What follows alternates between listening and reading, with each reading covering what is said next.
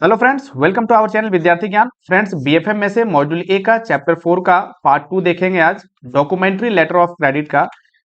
Part 1 में क्या हमने समझा था कि what is letter of credit, letter of credit क्या होता है, इसमें पार्टियां कौन कौन सी इन्वॉल्व होती है, ये दो टॉपिक के बारे में हमने अच्छे ढंग से समझ लिया था।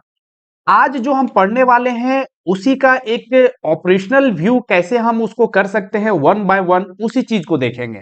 कोई अलग चीज यहां नहीं पढ़ने वाले हैं, जो आपने पार्ट 1 में पढ़ा था उसी में से स्टेप बाय स्टेप किस तरह से चीजें काम करती है उसके बारे में हम समझने वाले हैं। फ्रेंड्स, आपसे रिक्वेस्ट है कि यदि आपने पार्ट 1 को नहीं देखा है तो पार्ट 2 को जो अभी आप देख रहे हैं उसे आप ना देखिए।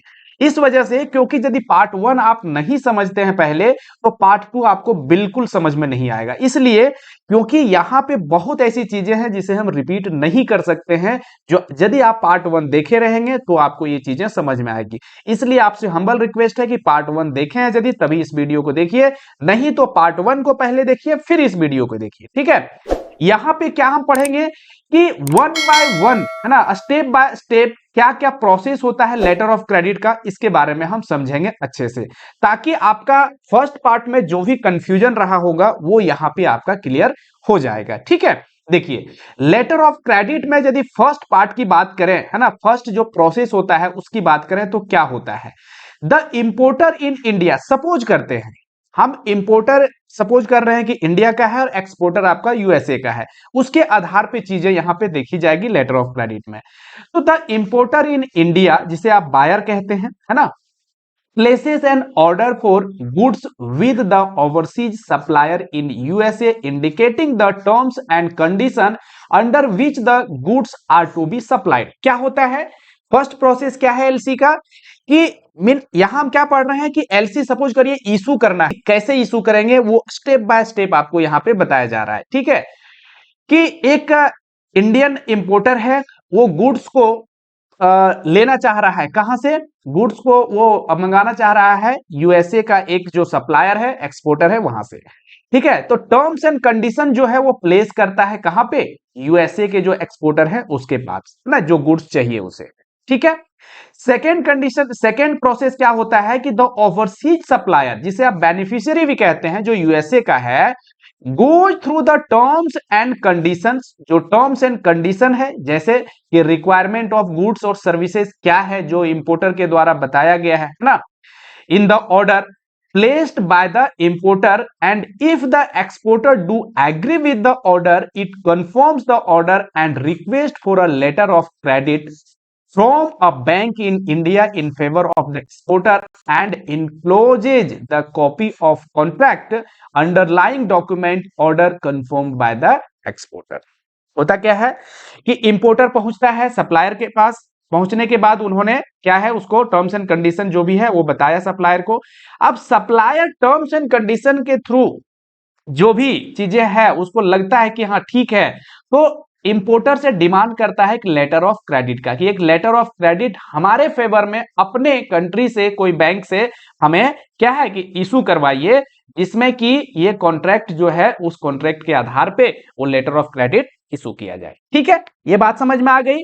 तो इंपोर्टर और एक्सपोर्टर दोनों एग्री हो गए। अब लेटर ऑफ क्रेडिट के लिए बैंक के पास पहुंचेगा कौन, इंपोर्टर। अब देखिए थर्ड पॉइंट में क्या है, importer goes to the issuing bank in his country, means India का इंपोर्टर है तो अपने कंट्री में ये किसी बैंक के पास पहुंचता है, किस लिए, इशू करने के लिए एक लेटर ऑफ क्रेडिट को, एंड रिक्वेस्ट, और रिक्वेस्ट करता है to issue a letter of credit in favour of the exporter, जो यूएसए का एक्सपोर्टर है उसके फेवर में कहता है कि एक लेटर ऑफ क्रेडिट हमें इशू कर दीजिए। द इंपोर्टर्स बैंक, अब इंपोर्टर्स का बैंक क्या करता है कि on being satisfied about the importer's line of business, track record and creditworthiness, है ना, उसके जो बिजनेस है, जिस चीज के लिए वो गुड्स को मंगा रहा है, उस बिजनेस को क्या, वो किस प्रकार का बिजनेस उसका चल रहा है, पास्ट रिकॉर्ड कैसा है उसका, है ना, ट्रैक रिकॉर्ड कैसा है, क्रेडिट वर्दीनेस कैसा है, डिफॉल्ट तो कहीं नहीं किया, ये सारी चीजों को चेक करता है, किसका, इंपोर्टर्स का, है ना। कौन चेक करता है, इशुइंग बैंक। और जब सब चीज सही पाता है तो opens and transmit the letter of credit through the SWIFT MT700। ये स्विफ्ट जो है इसका प्रकार है जो ओपनिंग बैंक जो है, इशुइंग बैंक है, वो भेजता है क्या चीज, लेटर ऑफ क्रेडिट। किसको भेजता है, to the overseas supplier's bank. जो सप्लायर्स बैंक है, जो यूएसए में कोई बैंक है ना, जिसे एडवाइजिंग बैंक कहते हैं, उसे वो भेज देता है क्या, लेटर ऑफ क्रेडिट को। किसके माध्यम से, स्विफ्ट MT-700 के माध्यम से भेज देता है। ठीक है, समझ में आ रहा है। एनी अदर बैंक वेयर, कोई भी बैंक है, any other bank where the importer's bank has correspondent banking relationship. देखिए अब ये किसको भेजा जाएगा, तो एक्सपोर्टर के कंट्री में, मींस यूएसए में कोई बैंक जो इंपोर्टर्स के बैंक का ही कोई कॉरेस्पोंडेंट बैंक हो। इसका मतलब जो इंपोर्टर यहां पे है इंडिया में, उसका कोई कॉरेस्पोंडेंट बैंक, कहने का मतलब इशुइंग जो बैंक है उसी का कोई कॉरेस्पोंडेंट बैंक जो एजेंट के रूप में काम कर रहा है, या इसके फेवर में कोई जो काम कर रहा है बैंक, उसके पास वो भेज देता है, या एक्सपोर्टर के कहने पे किसी बैंक के पास वो भेजा जा सकता है क्या, लेटर ऑफ क्रेडिट को जो इशू किया गया है। समझ में आ गया यहां तक। अब देखिए आगे क्या होता है, फिर वन बाय वन आपको चीजें समझ में आ गई, कहीं कोई दिक्कत नहीं होगी। देखिए फोर्थ पॉइंट में क्या है कि एडवाइजिंग बैंक। अब एडवाइजिंग बैंक कौन सा हुआ, कि जो बैंक के पास भेजा गया है लेटर ऑफ क्रेडिट को स्विफ्ट के माध्यम से, वो लेटर ऑफ क्रेडिट जो जिसके पास भेजा गया है वो एडवाइजिंग बैंक कहलाता है। ठीक है, ये सारी चीजें, एडवाइजिंग बैंक, रिम्बर्समेंट बैंक, ये आपका कंफर्मिंग बैंक, क्लेमिंग बैंक, ये सारी चीजों के बारे में डिस्कशन हो चुका है लास्ट के वीडियो में, इसलिए बहुत ज्यादा उस चीज पे मैं नहीं जा रहा हूं। यहां मैं स्टेप बाय स्टेप आपको बता रहा हूं कि किस तरह से लेटर ऑफ क्रेडिट काम करता है, ताकि और भी आपको क्लैरिटी आ पाए इसके बारे में। ठीक है, तो क्या कह रहा है कि advising bank in USA receive a message through Swift MT-700। जो स्विफ्ट मैसेज भेजा गया है किसके द्वारा, इशुइंग बैंक के द्वारा, उस मैसेज को वो रिसीव करता है कौन, एडवाइजिंग बैंक, है ना, from the bank in India and advise the LC to the supplier exporter after checking the authenticity of the LC. तो ये जो बैंक यहां पे है, इशुइंग बैंक इंडिया में है, उसके द्वारा भेजा गया एलसी के मैसेज को जो स्विफ्ट के माध्यम से भेजा गया वो रिसीव करता है और उसके चेक करता है ऑथेंटिसिटी को कि क्या सही है या किसी प्रकार की कोई प्रॉब्लम है। यदि सही पाया जाता है तो सप्लायर को एडवाइज करता है, एक्सपोर्टर को एडवाइज करता है कि हाँ ये एलसी है और ये चीजें सही है। तो इस तरह से वो एडवाइजिंग बैंक कहलाता है। बात समझ में आ गई। अब देखिए फिफ्थ पॉइंट में क्या होता है, द सप्लायर, बेनिफिशियरी जिसे आप कहते हैं जो यूएसए का है ना, having received the LC from the LC advising bank will go through the content of the LC and after being satisfied that all the terms and conditions in the LC are in consonance with the terms and conditions of the order confirmed initially, it will manufacture the goods and complete the customs formalities as per their country's regulation। क्या होता है कि जब advising bank ने beneficiary को, exporter को यह बताता है कि एलसी जो आया है वो सही है, तो अब सप्लायर जो है, जो आपका एक्सपोर्टर है, वो सेटिस्फाई होता है कि जो टर्म्स एंड कंडीशन पहले बायर के साथ में जो टर्म्स एंड कंडीशन जो सेल कॉन्ट्रैक्ट हुआ था उसी के जैसा वो एलसी है या नहीं है। यदि वैसा है तो क्या है कि वो गुड्स को मैन्युफैक्चर करना शुरू कर देता है, गुड्स या सर्विसेज जो भी है जिसके लिए ऑर्डर उन्होंने दिया हुआ था उस इंपोर्टर के द्वारा, उस वो गुड्स और सर्विसेज को रेडी करना शुरू कर देता है। और क्या कि अपने कस्टम डिपार्टमेंट में जहां पे कोई भी कंट्री से जब दूसरे कंट्री में गुड्स या सर्विसेज को भेजा जाता है या मंगाया जाता है तो कस्टम डिपार्टमेंट का क्लियरेंस भी जरूरी होता है। कस्टम डिपार्टमेंट्स के जो फॉर्मेलिटीज है वो अपने कंट्रीज का वो पूरा करके और गुड्स या सर्विसेज को रेडी करना वो शुरू कर देता है। यहां तक बात आपको समझ में आ गई फ्रेंड्स। अब देखिए आगे क्या होता है, वंस द यूएस कस्टम, है ना, जो कस्टम डिपार्टमेंट है, हैज क्लियर द कंसाइनमेंट, जब वो ऑर्डर दे देता है कि ठीक है आप ये गुड्स एंड सर्विसेज को आप एक्सपोर्ट कर सकते हैं, the overseas supplier completes the shipment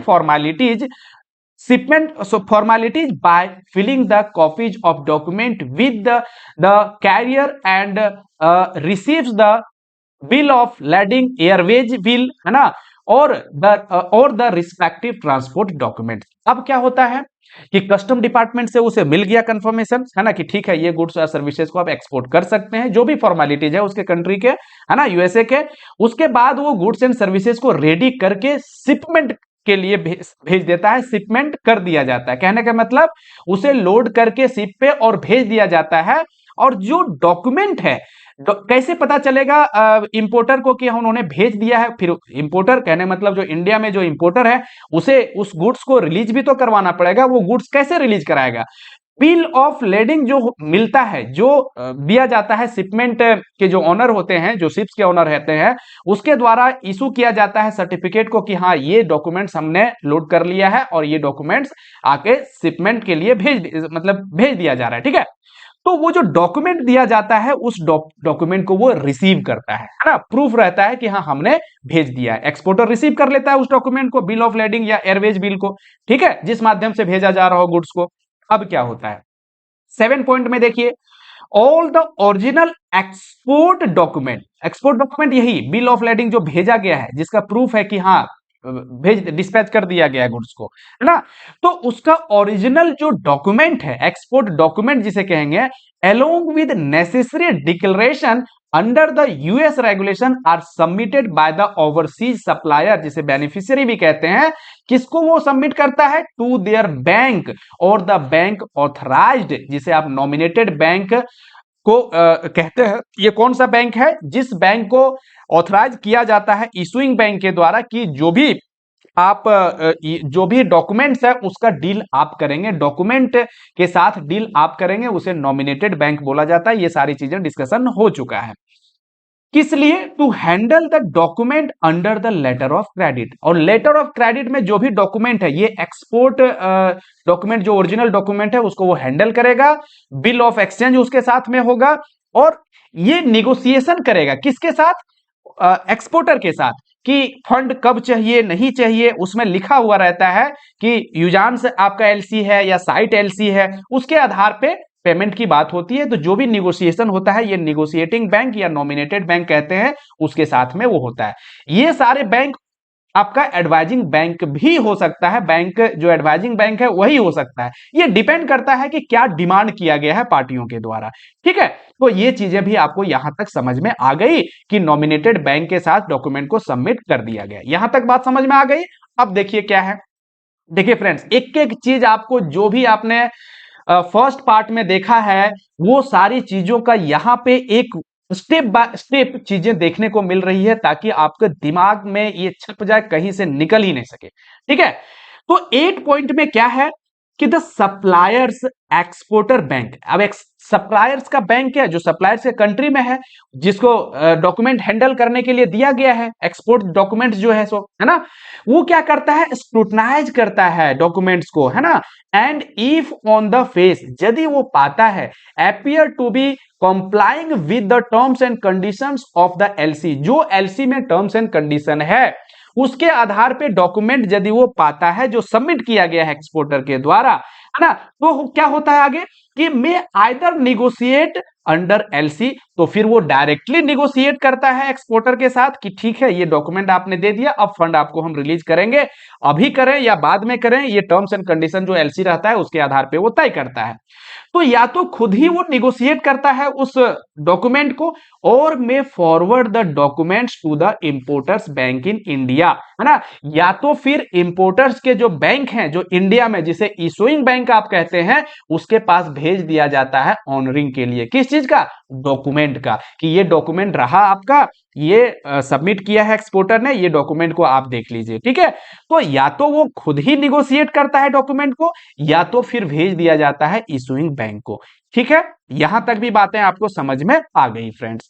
अब देखिए 9th पॉइंट में क्या होता है, the importer's bank in India. Importer's के जो बैंक हैं, जो इशुइंग बैंक हैं इंडिया में, विल स्क्रूटनाइज द डॉक्यूमेंट, उसे देखेगा, समझेगा, and if the documents are found to be compliant with the LC terms and condition, जो भी टर्म्स एंड कंडीशन है उसके साथ यदि वो मैच खा रहा है, तो will deliver the documents to the importer against payment, है ना, if the LC is at sight. तो उस डॉक्यूमेंट को किसे भेज देगा?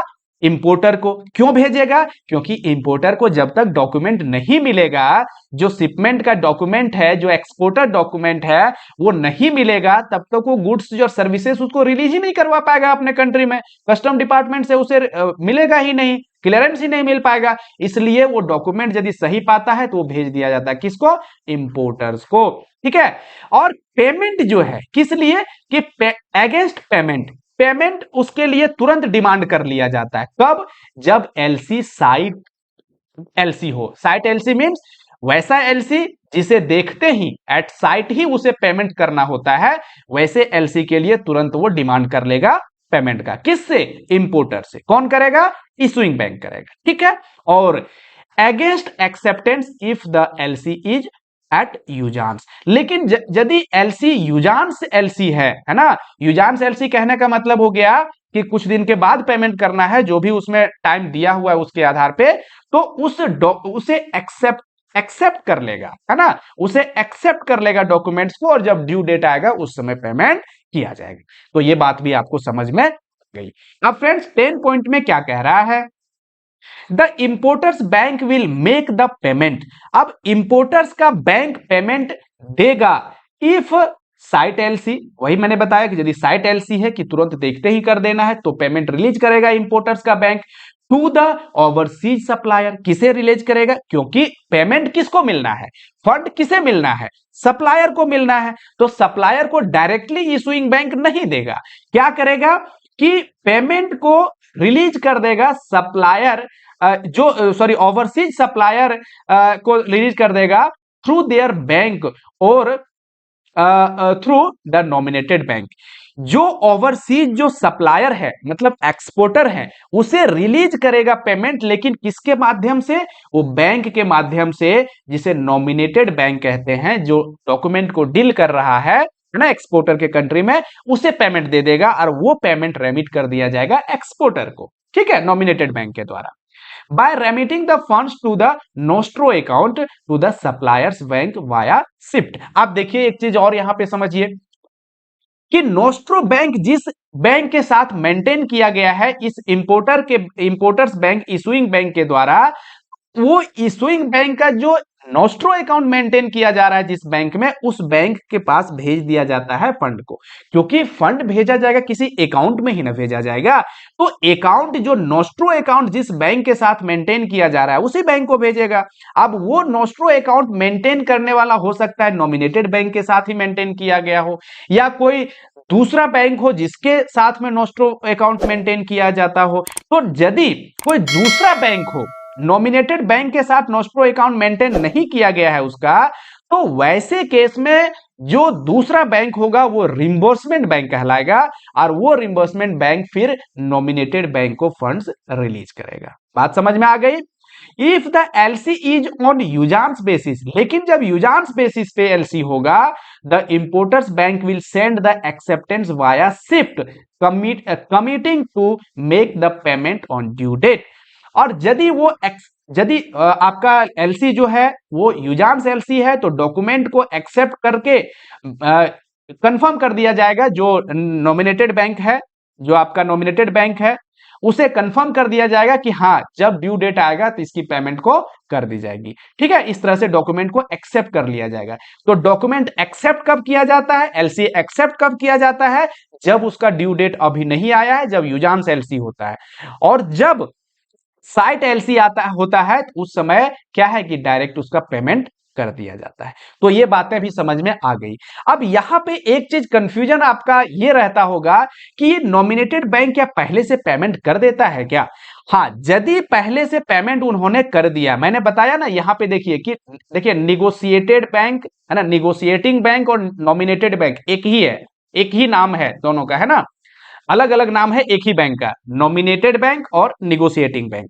इसलिए क्योंकि वो डॉक्यूमेंट को निगोशिएट करता है अपने पास ये एक्सपोर्टर के साथ में, इसलिए उसका नाम निगोशिएटिंग बैंक करता है, नॉमिनेटेड बैंक कहलाता है। ठीक है, तो यदि वो उसके पास दो ऑप्शन होता है, ये जो आपका नॉमिनेटेड बैंक है, निगोशिएटिंग बैंक है, इसके पास दो ऑप्शन है। देखिए यहां भी समझा ना आपने कि इसके पास दो ऑप्शन है, आइदर निगोशिएट, या तो वो निगोशिएट खुद ही करे, एक्सपोर्टर के साथ, और जब ड्यू डेट आए तो इशुइंग बैंक से उसका जो पेमेंट है उसका डिमांड वो कर ले, क्लेम कर ले, तो वो उस केस में वो भी कर सकता है। या तो फिर डायरेक्ट वो डॉक्यूमेंट्स को भेज सकता है इशुइंग बैंक को, इशुइंग बैंक जब पेमेंट देगा उसके बाद फिर वो पेमेंट कर सकता है। ठीक है, तो ये चीजें आप ध्यान रखिएगा। तो यहां पे आप क्या क्या अभी तक समझे? अभी तक ने इस स्लाइड में क्या समझा कि निगोशिएटिंग बैंक, नॉमिनेटेड बैंक एक ही होता है ना। इशुइंग बैंक से फाइनली जो क्लेम किया जाता है फंड का, इशुइंग बैंक से किया जाता है, लेकिन इशुइंग बैंक कहां करता है? इंपोर्टर से क्लेम करता है। ठीक है, और जब इंपोर्टर से क्लेम करता है तो फिर यदि साइट एलसी है तो तुरंत फंड को रिलीज कर दिया जाता है, यदि डिमांड एलसी यूजांस एलसी है तो कुछ समय के बाद जब ड्यू डेट आता है उसके बाद फिर उसे पेमेंट किया जाता है, उसका एक्सेप्ट कर लिया जाता है डॉक्यूमेंट को सिर्फ। ठीक है, और फिर क्या समझा कि रिम्बर्सिंग बैंक, रिम्बर्सिंग बैंक क्या होता है कि यदि नोस्ट्रो अकाउंट जिसके साथ मेंटेन किया गया, यदि नॉमिनेटेड बैंक के साथ नोस्ट्रो अकाउंट नहीं मेंटेन किया गया, क्योंकि किसी एक ही बैंक के साथ मान लीजिए कि वो नोस्ट्रो अकाउंट खोला हुआ है, तो वैसे केस में नॉमिनेटेड बैंक जो है उसके साथ नहीं है तो किसी दूसरे बैंक के साथ वो फंड को रिलीज करेगा, है ना, रेमिट करेगा फंड उस अकाउंट में, और वो रिम्बर्समेंट बैंक जो है वो नॉमिनेटेड बैंक को फंड को रेमिट करेगा, और नॉमिनेटेड बैंक फाइनली क्या करेगा? इस एक्सपोर्टर को फंड रेमिट कर देगा। ठीक है, तो इस प्रकार से ये चीजें यहां पे काम करती है, ये भी आपको समझ में आ गया होगा। इसके बारे में पहले ही वीडियो में बहुत सारी चीजों को हमने समझ लिया।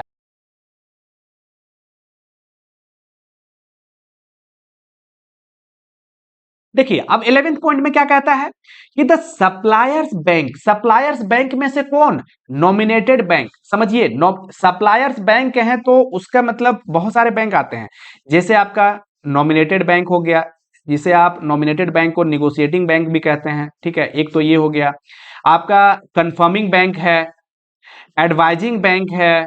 ठीक है, उसके बाद रिम्बर्सिंग बैंक होता है। तो ये सारे बैंक जो हैं, ये सारे बैंक एक्सपोर्टर के कंट्री में होते हैं। ठीक है, लेकिन यहां पे बात की जा रही है नॉमिनेटेड बैंक की, निगोशिएटिंग बैंक की बात की जा रही है। ठीक है, ये सारे बैंक, एडवाइजिंग बैंक अकेले ही हो सकते हैं, वो सारे काम एक ही बैंक कर सकते हैं, लेकिन डिपेंड करता है कंडीशन कैसा है, क्या डिमांड है पार्टियों का, उसके द्वारा फिर अलग अलग बैंक का रोल यहां पे आता है ना। और अलग अलग रोल क्या है इसके बारे में लास्ट वीडियो में आपने समझा है। तो नॉमिनेटेड बैंक जो होगा, यदि अलग से कोई बैंक है नॉमिनेटेड बैंक, निगोशिएटिंग बैंक, वो डॉक्यूमेंट को क्या करेगा कि देखने के बाद फिर फंड को वो रिलीज करेगा, किसे? बेनिफिशियरी को, बेनिफिशियरी के अकाउंट में, सप्लायर्स के अकाउंट में। ठीक है, जब उसे इशुइंग बैंक के द्वारा फंड रिलीज कर दिया जाएगा तो वो फंड को एक्सपोर्टर के अकाउंट में रिलीज कर देगा। कौन? Nominated bank. या तो पहले ही इशुइंग बैंक के का जो फंड है वो आने से पहले ही ये फंड को रिलीज कर सकता है, डिपेंड करता है कि कैसा वो कंडीशन है। ठीक है, अब 11th पॉइंट में क्या होता है? The importers having taken delivery of the documents from the bank will file a bill of entry and approach the custom for taking delivery of goods after filing the bill of entry with the customs। अब क्या होता है कि payment का जो है वो आपका यहां तक प्रोसेस समाप्त हो गया, पेमेंट मिल चुका है, उसे मिला है या नहीं मिला है, लेकिन पेमेंट आपका रिलीज कर दिया गया है। ठीक है, अब यहां बात आती है इंपोर्टर्स की तरफ से, यदि देखें तो इंपोर्टर्स को क्या है? डॉक्यूमेंट मिल चुका है। कौन सा डॉक्यूमेंट? एक्सपोर्ट जो किया गया है गुड्स का, उसका जो प्रूफ है, वो डॉक्यूमेंट जिसे बिल ऑफ लेडिंग कहते हैं, वो मिल चुका है इंपोर्टर को। ठीक है, अब इंपोर्टर क्या करेगा? ये पहुंचेगा उस डॉक्यूमेंट को लेकर के, कहां पे? कस्टम डिपार्टमेंट में ना, अपने कंट्री इंडिया में, इंडिया का इंपोर्टर है ना, तो कस्टम डिपार्टमेंट में पहुंचेगा उस डॉक्यूमेंट को लेकर के, किस लिए? बिल ऑफ एंट्री फाइल करने के लिए। बिल ऑफ एंट्री मीन्स जो भी गुड्स है वो रिलीज करवाने के लिए कस्टम डिपार्टमेंट में पहुंच जाता है वो। ठीक है, the customs will verify the physical goods, goods जो मंगवाया गया है उसको वेरीफाई करेगा कि कोई गलत गुड्स तो नहीं है जो रेस्ट्रिक्टेड है ना। उसके बाद that has come into the country to the documents presented by the importer and release the goods to the importer. जो डॉक्यूमेंट्स, जो प्रूफ दिया गया है इंपोर्टर के द्वारा सबमिट किया गया है, उसके द्वारा चेक किया जाता है गुड्स को, और यदि सब चीज सही पाया जाता है तो उसकी जो है सो क्या है? क्लियरेंस मिल जाता है, गुड्स को रिलीज करवा लेता है। ठीक है, an entry gets recorded in the database of the customs for the goods having come into the country against the bill of entry, and the data gets uploaded on IDPMS platform of the authorized bank through the RBI server। होता क्या है, जब भी export या import होते हैं तो उस केस में कस्टम डिपार्टमेंट के साथ ये आईडीपीएमएस और आपका ईडीपीएमएस, आईडीपीएमएस इंपोर्ट के केस में होता है और ईडीपीएमएस एक्सपोर्ट के केस में ये क्या है, ये आपका जो भी डेटा है उसको मेंटेन किया जाता है कि कितने गुड्स क्या है, उसकी जो भी डिटेल्स है वो सारे इसमें रिकॉर्ड रखा जाता है।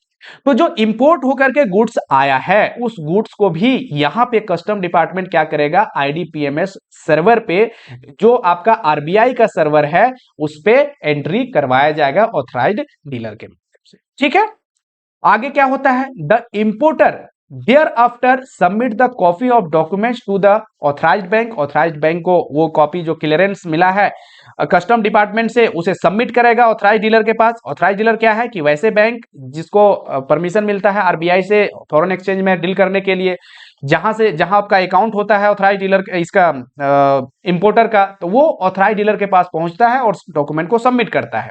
कौन सा डॉक्यूमेंट, जो उसे रिलीज करवाया गया है वहां पे गुड्स के लिए। ठीक है, Who will close the entry outstanding in the IDPM, और IDPMS सर्वर पे जो एंट्री आउटस्टैंड कर रहा है उस एंट्री को क्लोज किया जाता है कि हाँ फाइनली गुड्स जो है सो इंडिया में पहुंच चुका है और इंपोर्टर्स को मिल गया है। इस तरह से ये IDPMS में जो एंट्री आउटस्टैंड करता है उस एंट्री को क्लोज करवाया जाता है। ठीक है, इस तरह से कंप्लीट प्रोसेस आपका क्या है कि कंप्लीट होता है यहां पे आपका इंपोर्टर्स के व्यू से, जो हमने अभी समझा कि इंडिया का इंपोर्टर है, यूएसए का एक्सपोर्टर है। तो इस तरह से एक वन बाय वन चीजें किस प्रकार से चलती है वो चीजें आपने यहाँ पे देख ली है। मुझे लगता है कि अब कोई कंफ्यूजन आपको नहीं होगा। फर्स्ट पार्ट में आपने क्या समझा था, फर्स्ट पार्ट में बहुत सारी चीजों की टाइप्स ऑफ बैंक्स, अलग अलग प्रकार के पार्टियां जो होती है उसके बारे में समझा था, लेटर ऑफ क्रेडिट क्या होता है उसके बारे में समझा था। उसके बाद इस वीडियो में आपने स्टेप बाय स्टेप चीजों को समझ लिया है। ये लास्ट स्लाइड है, ये भी इंपॉर्टेंट है आपके लिए, थोड़ा सा समझिए। बाकी चीजें जो समझ ली है वही चीजें हैं, सिर्फ थोड़ा सा यहाँ पे अलग से आपको समझाया जा रहा है। देखिए क्या है ये, यहाँ पे क्या कह रहा है कि नोट आपका जो फर्स्ट है उसमें कि द एक्सपोर्टर, जिसे आप सेलर कहते हैं, may also submit the documents proof of transport. Document कौन सा डॉक्यूमेंट, प्रूफ ऑफ ट्रांसपोर्ट, जो ट्रांसपोर्ट कर दिया है गुड्स को, जो शिपमेंट के लिए भेजा है, जो मतलब शिप पे लोड हो चुका है, जो भी है ना, तो वो ट्रांसपोर्ट डॉक्यूमेंट्स को क्या करता है, सबमिट करता है। किसको, to the negotiating bank. Negotiating bank को सबमिट करता है, जिसे नॉमिनेटेड बैंक भी कहते हैं आप, है ना। विच एग्जामिन द सेम, उसको जांच करता है। If found to be in conformity with the letter of credit terms, negotiates the documents and pay to the beneficiary. क्या करता है, ये पढ़ चुके हैं आप, लेकिन फिर भी स्लाइटली डिफरेंट कुछ है इंपॉर्टेंट चीज जो मैं यहां बता रहा हूं। ऐसा तो नहीं है कि सेम चीज रहता, दोबारा मैं बताता हूं यहां पे, लेकिन कुछ है चीजें अलग, इसलिए मैं यहां पे फिर से बता रहा हूं। तो क्या समझा आपने कि जब आपका प्रूफ ऑफ ट्रांसपोर्ट जो है उसको सबमिट कर दिया जाता है निगोशिएटिंग बैंक के साथ, अब वो बैंक एग्जामिन करता है, सारी चीजें यदि सही रही, निगोशिएट करता है ना, एक्सपोर्टर के साथ, और डॉक्यूमेंट्स को निगोशिएट करने के बाद वो पेमेंट रिलीज कर देता है, किसे, बेनिफिशियरी को, एक्सपोर्टर को। This bank now becomes the negotiating bank. ये बैंक निगोशिएटिंग बैंक बन जाता है ना, क्योंकि डॉक्यूमेंट्स को निगोशिएट कर रहा है ये। By this act of negotiations become the rightful owner of the document। अब चूंकि ये डॉक्यूमेंट्स को निगोशिएट कर रहा है इसलिए डॉक्यूमेंट्स का ये राइट ऑनर बन जाता है, राइटफुल ऑनर बन जाता है, and Clement of the amount under LC from the opening और इशूइंग बैंक। ये चीज यहां समझनी। अब वो यदि डॉक्यूमेंट से निगोशिएट करके पेमेंट रिलीज कर देता है, किसे, एक्सपोर्टर को, तो ये जो निगोशिएटिंग बैंक है वो इसके पास राइट हो जाता है कि अमाउंट को वो क्लेम करे, कहां पे, ओपनिंग बैंक से, जिसे इशूइंग बैंक भी कहते हैं ना, जो इंपोर्टर के कंट्री में है। ठीक है, उसे वो क्लेम करता है, ये उसका राइट है। समझ में आ गई बात। अगला पॉइंट क्या कह रहा है कि इन case of confirmed LC. Confirmed LC क्या होता है कि जब आपका इशूइंग बैंक के अलावा एक्सपोर्टर डिमांड करता है कि हमें किसी और बैंक से कंफर्मेशन चाहिए, तो वैसे केस में जब कंफर्मेशन किसी बैंक से दिया जाता है तो वो कंफर्म्ड एलसी कहलाता है। ठीक है, तो in case of confirm LC the exporter submit the documents to the confirming bank. तो जो एक्सपोर्टर है वो डॉक्यूमेंट को कहां सबमिट करेगा? कंफर्मिंग बैंक के पास सबमिट करेगा, ठीक है। Which examine the same and if found in conformity with the LC terms negotiate the documents and page to the exporter। अब यहां पे जो आपका नेगोशिएटिंग बैंक और नॉमिनेटेड बैंक है उसका रोल कौन ले लेता है? कंफर्मिंग बैंक ले लेता है, क्योंकि डॉक्यूमेंट कहां सबमिट किया गया? कंफर्मिंग बैंक के साथ सबमिट किया गया। अब कंफर्मिंग बैंक सारी चीजों को चेक करने के बाद पेमेंट को रिलीज कर देता है एक्सपोर्टर को। बात समझ में आ गई? This bank now step into the shoes of the issuing bank. अब जो इसके जो लाइबिलिटी है वो फिर क्या होता है कि इशूइंग मतलब इसका जो राइट है वो इशूइंग बैंक के जैसा हो जाता है, becomes rightful owner of the documents and Clement of the amount under LC from the opening और इशूइंग बैंक। अब ये जो नॉमिनेटेड बैंक यहां फर्स्ट पॉइंट में कर रहा था वो अब इसका रोल हो जाता है कंफर्मिंग बैंक का, क्योंकि डॉक्यूमेंट अब इन्होंने देखा है, इन्होंने नेगोशिएट किया है। तो इस कंफर्मिंग बैंक के साथ ये कंफर्मिंग बैंक क्या करता है कि ओपनिंग बैंक और इशूइंग बैंक से क्लेम करता है फंड। बात समझ में आ गई? ये कंडीशन है, जरूरी नहीं है सारे एलसी में ऐसा हो। ये कंडीशन है कि यदि कंफर्म एलसी है, अलग से कंफर्मेशन मांगा गया है किसी बैंक से, तो कंफर्म्ड एलसी होगा, और वैसे केस में जो निगोशिएशन होगा डॉक्यूमेंट का वो कंफर्मिंग बैंक के द्वारा होगा, ठीक है। और यदि ये पॉइंट नहीं है तो हो सकता है इसी पॉइंट से हो सकता है ये भी पॉइंट आपका नहीं आए और डायरेक्ट जो एडवाइजिंग बैंक है वो एडवाइजिंग बैंक ही वो काम करे, है ना। बात समझ में आ गई? अब देखिए आगे आपका लास्ट आपका नोट क्या कह रहा है कि the negotiating confirming bank, negotiating bank या कंफर्मिंग बैंक दोनों एक बैंक नहीं है। निगोशिएटिंग बैंक क्या होता है? जो डॉक्यूमेंट को हैंडल करता है, लेकिन यदि कंफर्मिंग बैंक कर रहा हो तो कंफर्मिंग बैंक भी निगोशिएटिंग बैंक बन सकता है। तो कंफर्मिंग बैंक या निगोशिएटिंग बैंक क्लेम करेगा फंड का। क्यों नहीं क्लेम करेगा? क्योंकि इन्होंने फंड तो दे चुका है, किसे? बेनिफिशियरी को। तो क्लेम करता है कि क्या चीज? फंड का। किससे? Reimbursement for the amount paid to the beneficiary from the reimbursing bank. Reimbursing bank से रिम्बर्समेंट के लिए क्लेम करता है। कौन करता है? निगोशिएटिंग बैंक या कंफर्मिंग बैंक, जो कंडीशन होगा उसके आधार पे, है ना। कि यदि निगोशिएटिंग बैंक आपका फंड रिलीज किया है एक्सपोर्टर को तो ये करेगा, कंफर्मिंग बैंक किया है तो ये करेगा, दोनों में से कोई एक ही होगा, है ना। जैसा भी होगा कंडीशन उसके आधार पे, लेकिन क्लेम करेगा। किससे क्लेम करेगा? रिम्बर्सिंग बैंक से क्लेम करेगा, ठीक है, फंड को। लेकिन फिर यहां मैं एक चीज कहूंगा कि यदि पहले ही फंड को रिलीज कर दिया गया है इशूइंग बैंक से लेने से पहले, तब क्लेम करेगा। और नहीं, यदि इशूइंग बैंक पहले से ही इसे फंड दे दिया है तो फिर तो क्लेम करने की बात ही नहीं है, ठीक है। तो यहां ऑप्शंस होता है इसके पास कि डॉक्यूमेंट को निगोशिएट करके और एक्सपोर्टर को फंड रिलीज कर दिया जाए, और यदि नहीं करता है तो डायरेक्ट डॉक्यूमेंट्स को भेज दिया जाता है इशूइंग बैंक के पास। इशूइंग बैंक उस चीज को एक्सेप्ट या फंड को रिलीज करता है और फंड वो फिर दिया जाता है एक्सपोर्टर को। बात समझ में आ गई? लेकिन यदि फंड को रिम्बर्सिंग बैंक के साथ क्लेम किया जाता है, if the LC has built in such a mechanism of a separate reimbursing bank, यदि रिम्बर्सिंग बैंक अलग से है तो, और नहीं यदि कंफर्मिंग बैंक के साथ ही क्या नोस्ट्रो अकाउंट होगा इशूइंग बैंक का, तब तो इसको क्लेम करने की बात ही नहीं है। यदि नोस्ट्रो अकाउंट आपका निगोशिएटिंग बैंक या कंफर्मिंग बैंक के साथ ही हो तो उस केस में तो क्लेम करेगा नहीं, उसके पास डायरेक्ट उसके पास फंड भेज दिया जाएगा, अलग से रिम्बर्सिंग बैंक का रोल आएगा ही नहीं यहाँ पे, ठीक है। The reimbursing bank is usually the bank in which the nostro vostro account of the opening bank are maintain. ये कौन से बैंक होते हैं रिम्बर्सिंग बैंक? जिसके साथ नोस्ट्रो अकाउंट मेंटेन किए जाते हैं, किसके? इशूइंग बैंक का। The reimbursing bank is so designated by the LC opening bank in the LC। जो LC का ओपनिंग बैंक है, इशूइंग बैंक है, उसके द्वारा डेजिग्नेट किया जाता है कि रिम्बर्सिंग बैंक कौन है ना, कहां पे अकाउंट उसका मेंटेन किया जा रहा है, वहां पे फंड भेजा जाता है। बात समझ में आ गई? अब क्या कह रहा है कि एज सच, इस तरह से ये पूरी कहानी देखने के बाद ये समझ में आया कि the advising bank, confirming bank, nominating bank and negotiating bank could be the same or could be different depending on the relationship that exporter जिसे seller भी कहते हैं and the importer जिसे buyer कहते हैं have with the bank concerned। ये सारी चीजें डिपेंड करता है कि एक्सपोर्टर इंपोर्टर के साथ किस तरह से कंडीशन है, क्या चाहता है, उसके आधार पे advising bank, confirming bank, nominating bank जिसे आप निगोशिएटिंग बैंक भी कहते हैं, ये सारा सेम हो सकता है। तो बात समझ में आ गई।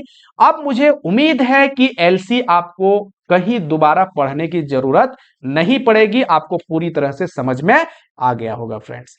अब आगे जो हम नेक्स्ट जो पार्ट आएगा इस चैप्टर से रिलेटेड, वहां पे बाकी चीजें हम देखेंगे। इस चीज को आपसे रिक्वेस्ट है कि आप अच्छे से समझिए ताकि बाकी के जो पार्ट आएंगे उसे भी आपको अच्छे से समझ में आएगा। मिलते हैं नेक्स्ट के पार्ट में।